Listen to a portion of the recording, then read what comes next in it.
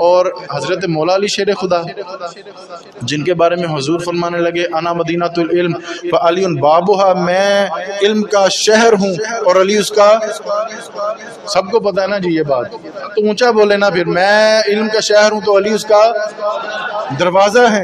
اب وہاں پہ حضرت مولا علی شیر خدا بیٹھے ہوں، حضرت عبداللہ ابن عمر، یہ حضرت عمر پاک کی تربیت تھی، جب بڑے بیٹھے ہوں تو بیچ میں بولنا نہیں ہے۔ حضرت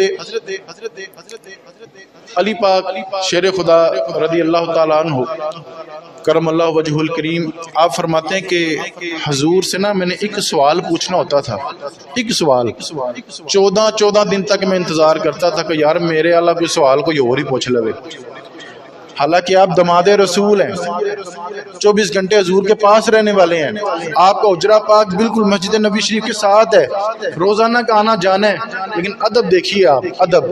آپ فرماتے 14 دن گزر جاتے تھے ایک سوال کو پوچھتے وقت کہ کب وہ موقع آئے کہ میرے اللہ سوال کوئی اور ہی پوچھ لے۔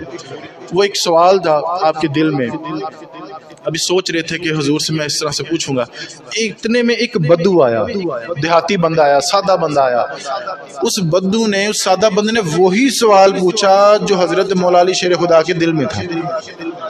توجہ نہیں فرمائی آپ نے، وہی سوال پوچھا۔ اب حضور جواب دے رہے ہیں اور حضور کا چہرہ انور حضرت مولا علی شیر خدا کی طرف ہے، اور تھوڑا تھوڑا نا حضور مسکرا رہے ہیں۔ جواب دے دیا، ہو گیا، وہ بدو چلا گیا۔ حضور نے نا پاس کر کے نا کان کے، حضرت مولا علی شیر، یہی پوچھنا تھا نا تم نے، وہ آقا ہی کیا جو اپنے غلاموں سے بے خبر ہو، وہ آقا ہی کیا، یہی پوچھنا تھا نا تم نے؟ جی یا رسول اللہ میں نے یہی پوچھنا تھا، پر ادب یہ تھا کہ میرے والا سوال کوئی اور پوچھ لے، میرا بھی چلو کام آسان ہو جائے۔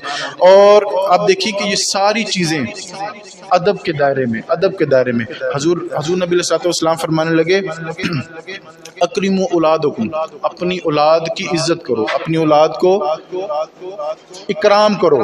اب دیکھیں نا، باپ بیٹے کو جگہ جگہ پہ بے عزت کرے تو ماحول خراب ہوگا، بچے پھر باپ سے دور ہوتے جائیں گے۔ اب دیکھیں نا، حضرت لقمان نے اپنے بیٹے کو کیا خوبصورت لفظ، اور اس خوبصورت لفظ کو قرآن مجید میں کوٹ کیا گیا۔ آپ اپنے بیٹے کو بلاتے تو کہتے یا بنیا، او میرے بیٹے، او میرے بیٹے۔ اسی طرح کے سیم لفظ حضرت ابراہیم نے حضرت اسماعیل کے لیے بھی کہے، یا بنیا، یا بنیا، او میرے بیٹے۔ اب ذرا دیکھیے اس میں محبت کا پہلو کتنا جھلک رہا ہے اور ادب کا کتنا پہلو جھلک رہا ہے کہ او میرے بیٹے۔ اور پھر جب بچے بھی عزت کریں گے، یا اباتے، او میرے ابا جان۔ آپ ذرا یہ کر کے تو دیکھیے، ذرا پریکٹیکل کر کے تو دیکھیے۔ بچہ نافرمانا اجے کہہ کے دیکھیا، او میرے بیٹے، تواڈے قدماں چ نہ بیٹھے تھے پھر گل آکھے۔ اور بچے اپنے والدین سے کہیں او میرے ابا جی، او ابا جان، کہہ کے تو دیکھیں۔ ہم سیدھا کہہ دیتے ہیں حاجی صاحب آ رہے ہیں، کہہ دیتے ہیں نا، ہم ابا جی بھی نہیں کہتے، حاجی صاحب آ رہے ہیں، حاجی صاحب گل کریں گے، ہم تو ڈائریکٹ ابا جی کو حاجی صاحب بنا دیتے ہیں۔ اور ابا جی کہہ کے دیکھیں، بڑا مزہ آئے گا، بڑا مزہ آئے گا۔ حضرت امام بخاری رحمۃ اللہ تعالی، آواز کمزور ہے آپ کی، حضرت امام بخاری رحمۃ اللہ تعالیٰ علیہ، آپ فرماتے ہیں کہ میرا انداز حدیثوں کا لکھنے کا یہ تھا، حضور کی باتیں ہیں نا، اب ادب کا بھی تقاضا رکھنا ہے۔ ادب پہلا کرینہ ہے محبت کے کرینوں میں سے۔ حضرت امام بخاری فرماتے ہیں کہ میں نے ایک حدیث لکھنی ہوتی تھی، ایک حدیث، ایک نشست کے لیے میں نے جب حدیث لکھنی ہوتی تھی تو سب سے پہلے میں غسل کرتا، پھر نیا جوڑا پہنتا، نیا جبہ پہنتا، اس کو خوشبو لگاتا، کنگھی کرتا، داڑھی کو تیل لگاتا، خوشبو لگا کے پھر میں حضور کی احادیث لکھا کرتا تھا۔ اتنا ادب، اتنا ادب، ہم جمعے کے لیے بھی اب ہمارا وہ ادب نہیں رہا۔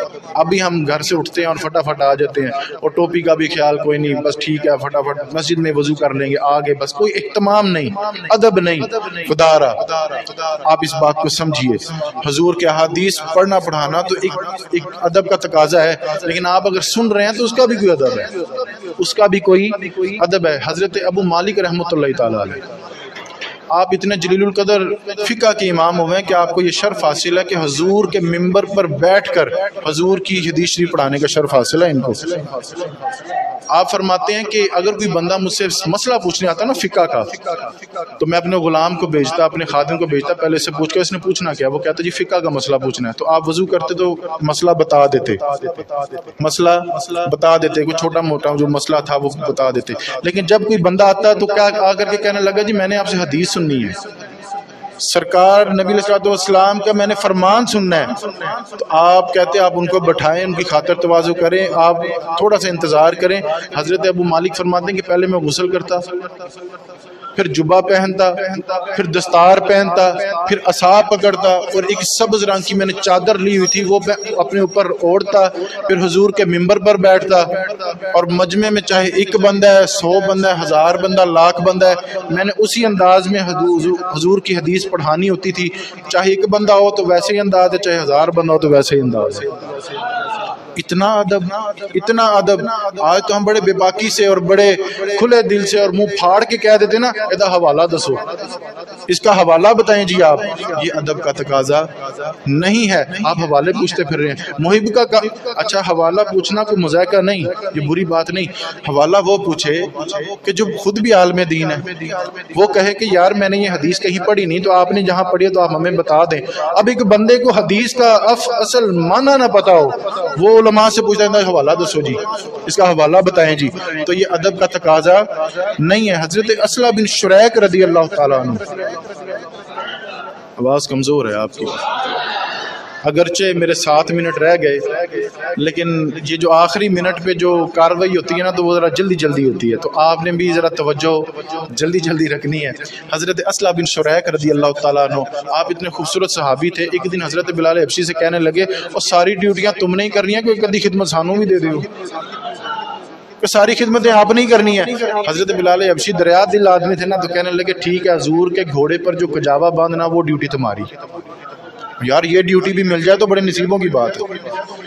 حضور کے گھوڑا مبارک پر جو کجاوا تم نے باندھنا ہے، جس پر حضور نے سواری کرنی ہے، وہ ڈیوٹی تمہاری ہے، وہ تم نے باندھا کرنا ہے۔ آپ کی روٹین تھی، آپ بڑے پریم سے، پیار سے اور بڑی عقیدت سے حضور کو رات بھی پوچھ لیتے محبوبہ آپ نے کہیں صبح جانا تو نہیں؟ حضور فرماتے ہیں کہ میں نے جانا، تو پھر رات کو ہی نا اس کو کجاوا باندھ دیتے، خوشبو لگا دیتے اور وہاں پہ اس کو سیٹ کر دیتے۔ ایک دن آپ جب صبح اٹھے تو رات کو آپ نے پوچھا تھا یا رسول اللہ آپ نے صبح کہیں جانا تو نہیں؟ حضور فرمانے لگے کہ میں نے صبح فجر میں نکلنا ہے، فجر میں نکلنا ہے۔ جب فجر میں اٹھے تو حضرت اسلم بن شریک فرماتے ہیں کہ مجھ پر یہ کیفیت طاری تھی کہ مجھ پر غسل فرض تھا، مجھ پر غسل فرض تھا۔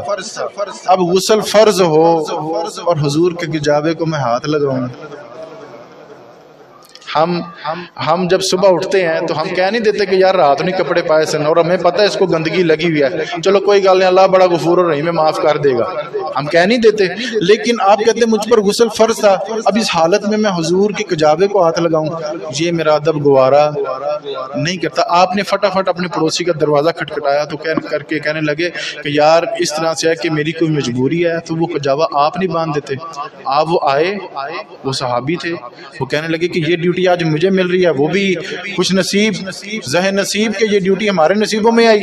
آپ نے فٹافٹ وہ کجاوا باندھ دیا، حضور تشریف لے آئے، فجر کے بعد حضور نے نکلنا تھا، آپ حضور تشریف فرما ہوئے چلے گئے، ظہر سے پہلے واپس بھی آ گئے۔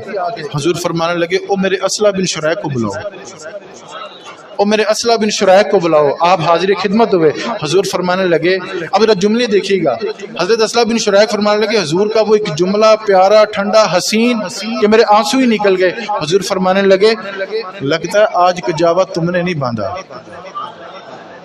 یہ انداز بتاتا ہے کہ یہ کجاوا کسی اور نے باندھا ہے، یہ تمہارا باندھا ہوا لگ نہیں رہا۔ محبوبہ مجھ پر نہ غسل فرض تھا تو میں یہ چاہتا نہیں۔ یہ وہ آداب ہیں کہ جن کا حکم حضور نے دیا ہی نہیں، یہ وہ آداب ہیں کہ جس کا قرآن مجید میں ذکر بھی نہیں آیا کہ غسل کی حالت ہو آپ حضور کی کسی چیز کو ہاتھ نہ لگائیں۔